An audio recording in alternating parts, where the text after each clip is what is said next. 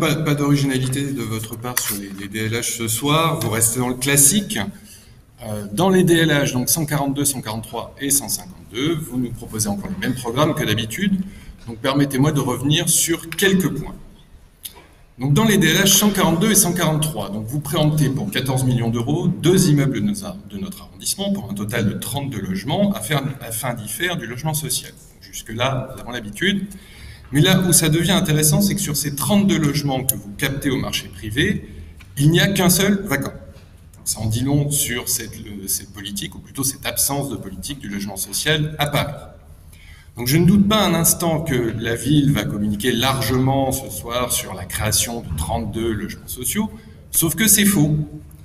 Alors, nous allons faire un peu d'arithmétique de base, donc niveau CP ou CE1, avec le niveau des programmes qui baisse, je ne sais plus quand on fait les soustractions.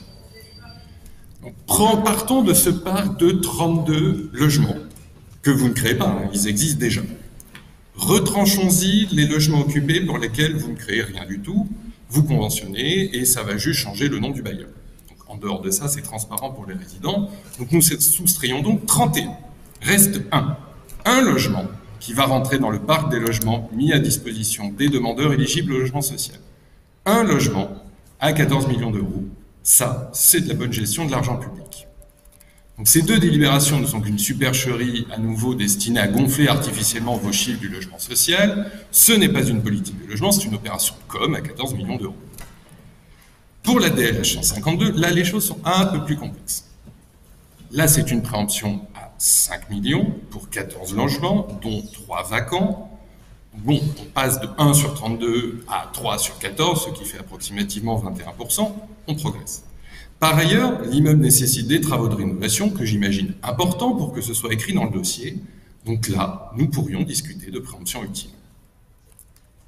Mais vous avez intégré les loyers capitalisés. Je vais donc vous rappeler, et rappeler pour le public, ce qu'est un loyer capitalisé.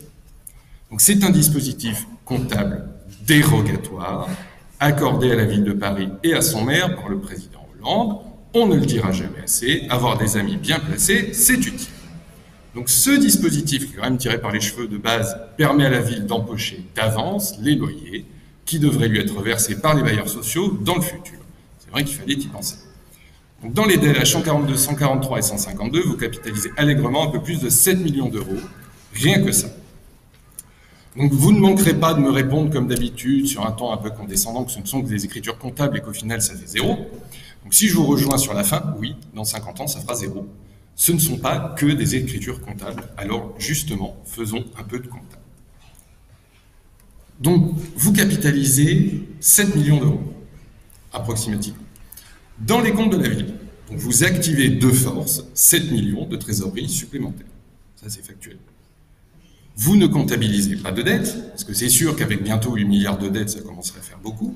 Vous cachez votre dette en hors bilan, qui n'est pas présentée dans les comptes annuels, mais fait l'objet d'une mention en annexe, et encore faut-il la trouver. Donc vous avez donc une dette certaine, ce que vous avez pris au bailleur, il faudra bien le rendre, mais une dette cachée. Ce qui monte la dette totale de la ville à approximativement 11 milliards d'euros, et ça commence à faire beaucoup, planqué sous le tapis. Alors pour les bailleurs sociaux, on va faire de la comptabilité, mais de la comptabilité de trésorerie. Donc pour les bailleurs sociaux, vous comptabilisez immédiatement une sortie de trésorerie de 7 millions. Vous avez immédiatement 7 millions en moins sur votre compte bancaire. Vous encaissez les loyers dans le futur, ça c'est normal, à peu près 140 000 euros par an avec une hypothèse linéaire, ça simplifie les calculs. Donc vous avez un trou dans votre trésorerie de 7 millions en année 1, 6 860 en année 2, 6 720 en année 3, etc., etc. Et à la fin, dans 50 ans, ça fait bien 0. Donc non, les loyers capitalisés, ce ne sont pas qu'une simple écriture comptable, et votre utilisation abusive a des conséquences réelles sur la vie des résidents. On peut en faire des choses avec 7 millions d'euros. Entretenir les immeubles, par exemple, si on a besoin, ou, on en a parlé récemment, allouer ça au surcoût du chauffage, par exemple. Donc je vous rappelle enfin que ce dispositif est décrié depuis des années par la Chambre régionale des comptes, dont c'est le métier, et que Bercy a enfin supprimé ce dispositif à compter de l'année prochaine. En 2023, c'est fini. C'est triste qu'il ait fallu 5 ans au gouvernement, c'est dommage, le représentant n'est pas là, C'est triste qu'il ait fallu 5 ans au gouvernement pour faire son devoir et mettre fin à cette hérésie comptable. Donc c'est pour toutes ces raisons que notre groupe votera contre les DLH 142, 143 et 152.